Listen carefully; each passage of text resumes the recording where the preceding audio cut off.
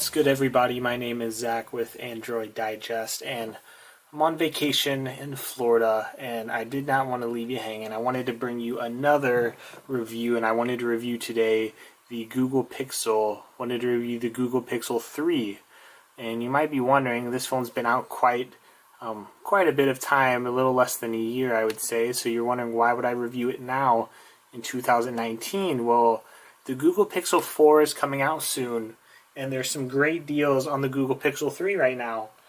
So right now you can get this phone for essentially $400 with Verizon at Best Buy, and I'm not saying at the time you watch this that the deal will still be on, but there's going to be deals off and on as the Google Pixel 4 comes out. So right now you can get it for $16.66 per month.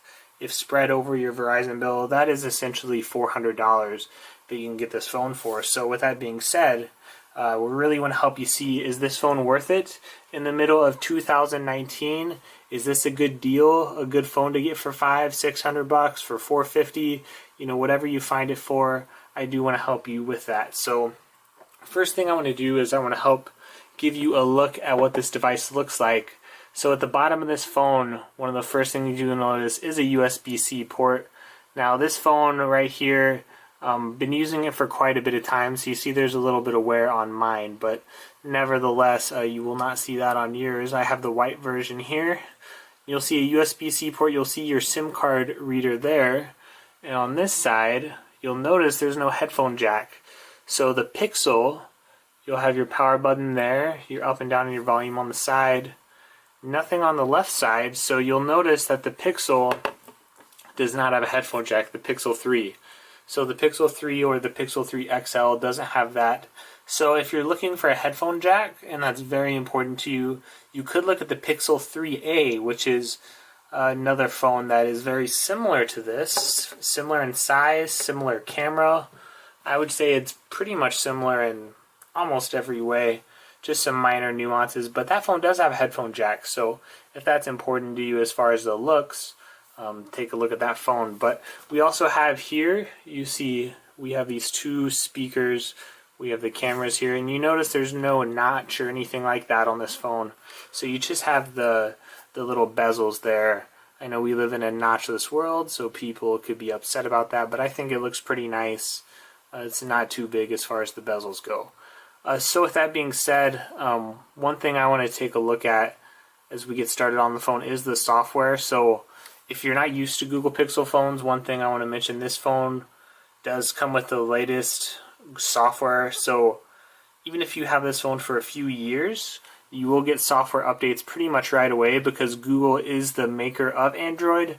So as they make new software, they release it first for these Google Pixel phones. So that's good news if you have a Google Pixel. So you will have the latest security updates. You will have Android 9.0, and that is a very good thing to have. So it helps keep your device more secure.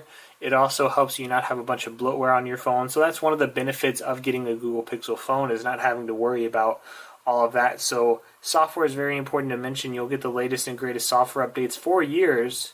So even if the Google Pixel 4 comes out, even if the Google Pixel 5 comes out, they do give you a couple of years of full software support. So you don't have to worry about being out of date on your device. And that's a huge thing in today's world, because a lot of these makers, whether it's Samsung or whether it's LG is terrible at software updates.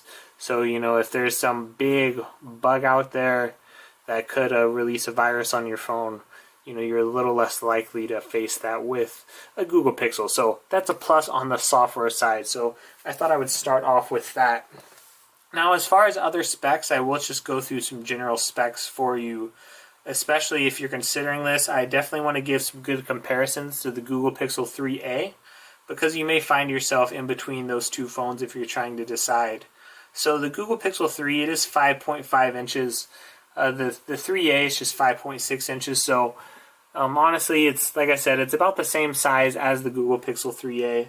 So it's a 2160 by 1080 screen, so it's a very good resolution on the screen. It's a Snapdragon 845 processor. It's 4 gigabytes of RAM. It comes with 64 gigabytes of storage, a 12 megapixel rear camera, 8 megapixel front facing camera, And the battery is 2,915 milliamps. Now it does have water resistance in the phone as well, USB-C charging, and the phone is very light. It's really just 0.33 pounds, so it's actually very light compared to a lot of phones that are out today.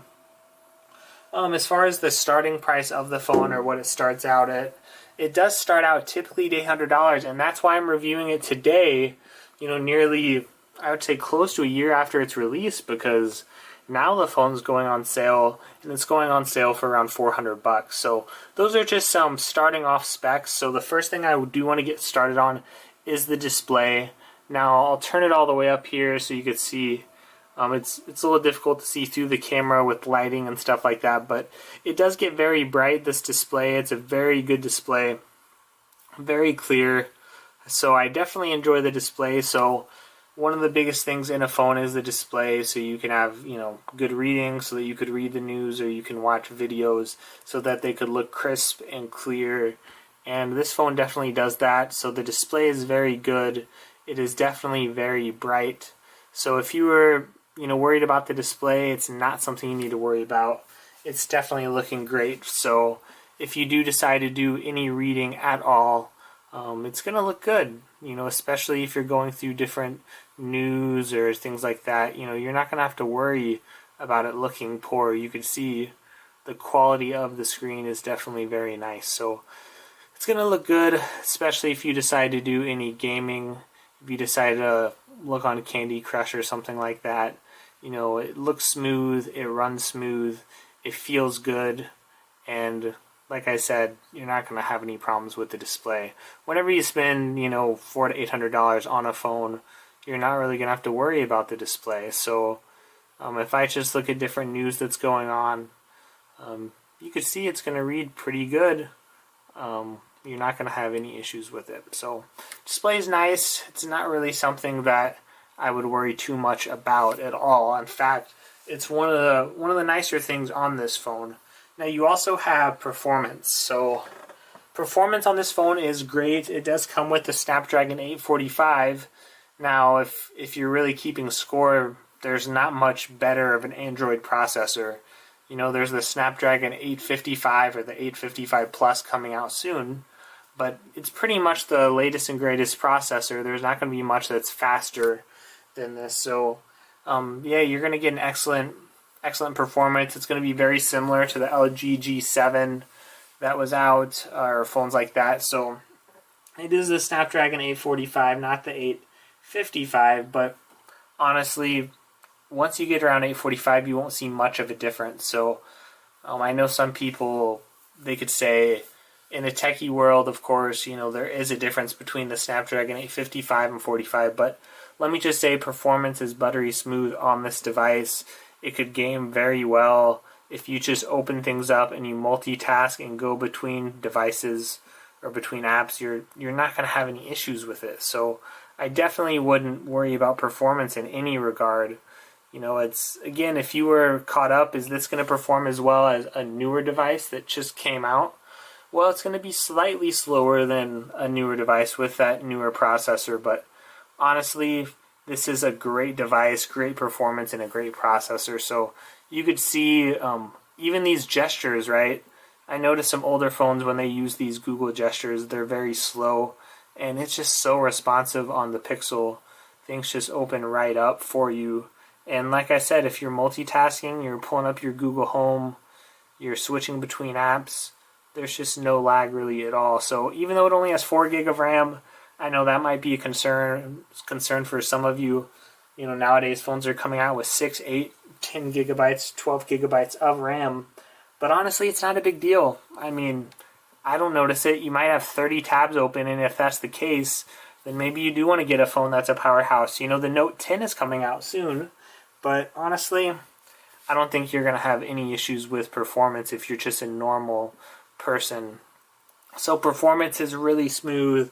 The display is really nice. Next thing I would go to is the camera. The camera, I've got to say, it's simply put, it's probably the best camera on the market. I don't need to give you a ton of shots, though I might try to edit some into this video, but I'll just tell you it's probably one of the best cameras, if not the best camera that is out. So I don't need to go through a bunch of fancy benchmark tests and stuff like that.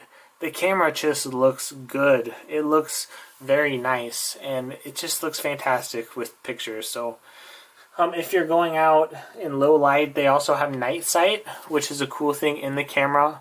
So if I go to more, you see night sight is right there. And that allows you to take pictures in very low lighting, and it just brightens up your pictures. So people are copying that. You've probably seen some articles on the internet where it's just a revolutionary software. And that was all because of Google.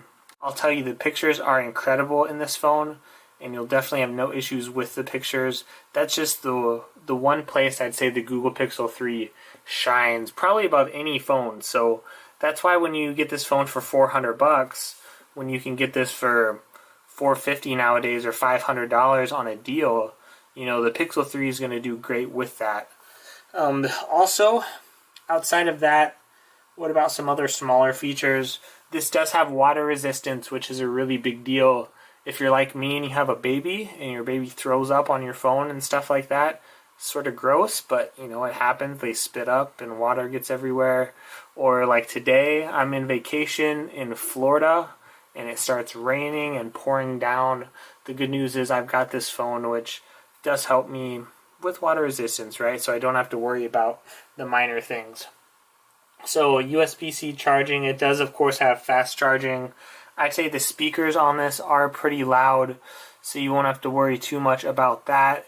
But I will try to play a video for you. I'll try to open up YouTube and see if I could play something just so you could see how the speakers are. So let me just turn on something that you could try it out for.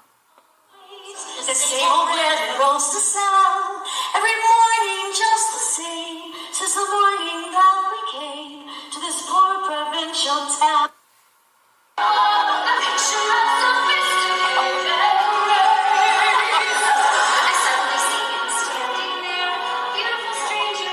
So you could see it's pretty loud as far as the speakers. Now, as far as the singing, probably not so good.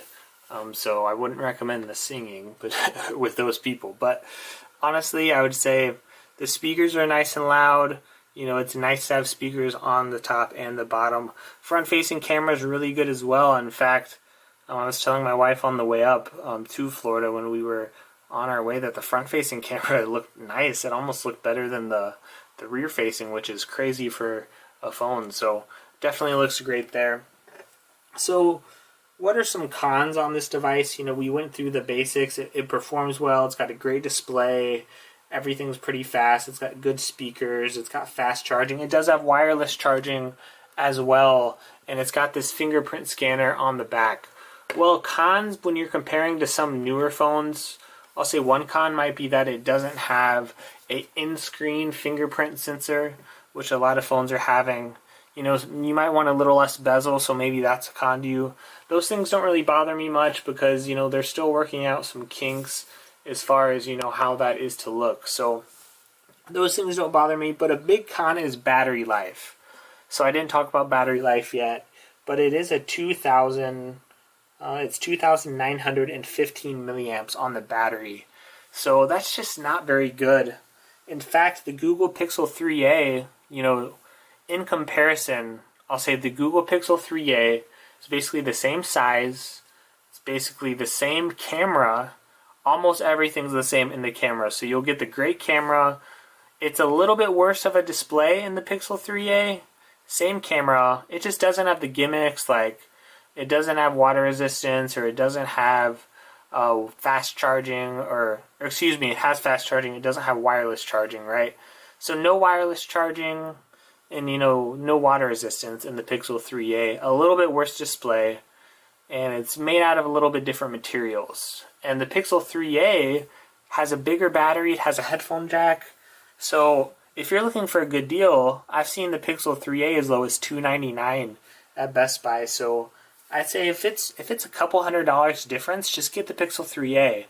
Right? If you're seeing the Pixel 3 at $800 or $700, I'll tell you right now, the Pixel 3a is a better deal. And it's not because this is a bad phone for $800.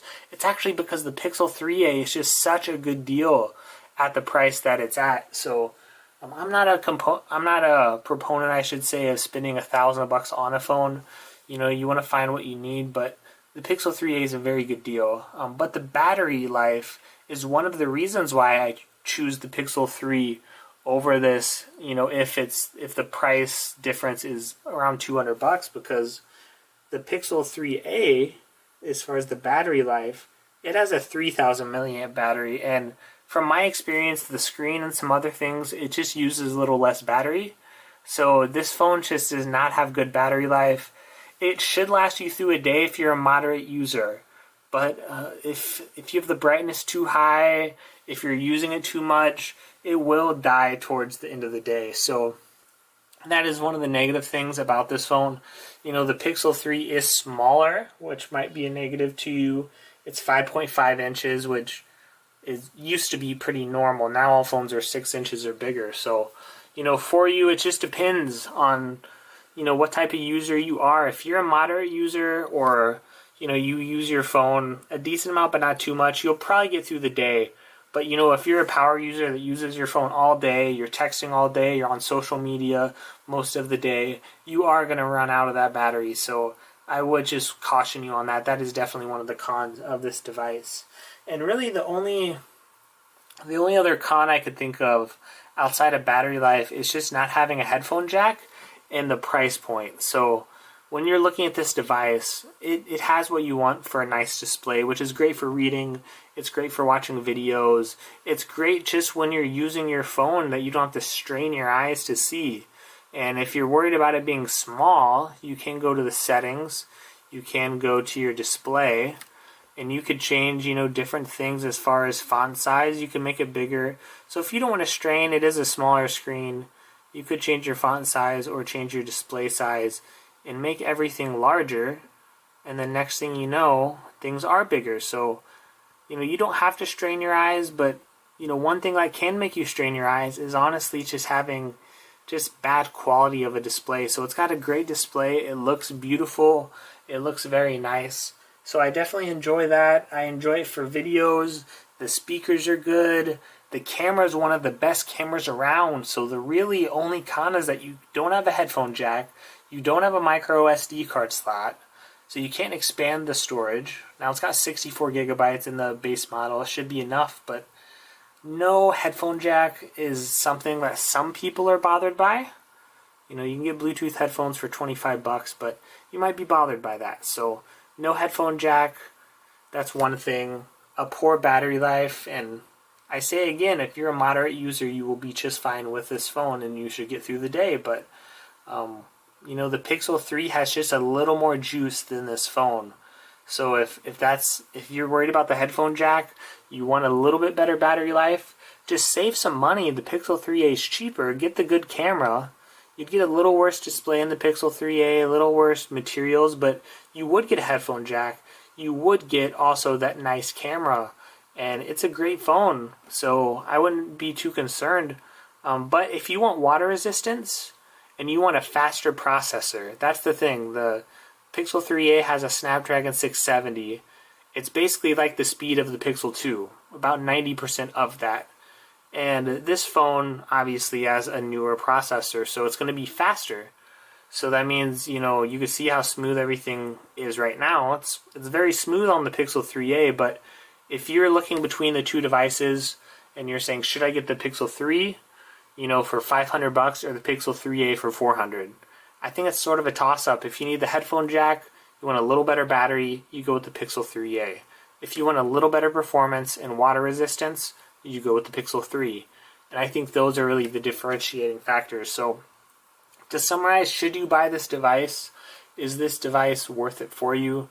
I would say if you're spending, I think it's definitely worth it for $400. I think it's definitely worth it for $500. I think even around $550, $600, it's definitely worth it. You get great software, which, yes, you could get a Samsung phone, but they don't update their phones quite as often as Google. You get, you don't have a bajillion apps on the phone. Now, we've already installed a bunch of apps, my wife and I, on this phone, but, when you get this phone like stock, out of the box, it doesn't come with a bunch of Samsung apps, and it doesn't come with a bunch of goofy notifications that come with that. So that's a huge benefit. So the software is great. The software stays updated. It is pure Android, which is an awesome thing. So you get great software. You get a great camera, one of the best. You get water resistance. You get wireless charging. And you get a very fast phone with one of the fastest processors. So this is a great device for all those things. So if you're looking $500-600 and you're okay with it having a little smaller battery, then do it, because it's going to be a great device. So if you find it for $400, it's definitely worth it, right? But if you just cannot stand a phone dying, like if you are a power user and you're just going to be so ticked off every time it dies, you probably want to go with either the Pixel 3a, or maybe you want to go with the Pixel 3a XL. It's a bigger phone, but it does have a bigger battery. Or you want to maybe go with the Pixel 3 XL, which also has a larger battery. So that might be a thing. Or again, the headphone jack. Those are just the two things, right? And if you're okay with those two things, I would say great. This phone is definitely for you. You will definitely enjoy it, and it is definitely worth the money. So is it worth it in 2019? I would definitely say yes. It is worth buying in 2019. And in fact, it's a perfect time to buy it with the Google Pixel 4 coming out. You just have to make sure you buy it at the right price, because I would say I wouldn't pay $800 for this. Not when you can get the Pixel 3a for $400. But, if you find it on sale for $500, with a better processor, with the water resistance, it's probably worth checking out. So please like and subscribe. I am just getting started with these reviews, so I would appreciate any support. So please like and subscribe. I am begging you. Please, please, please. Thank you.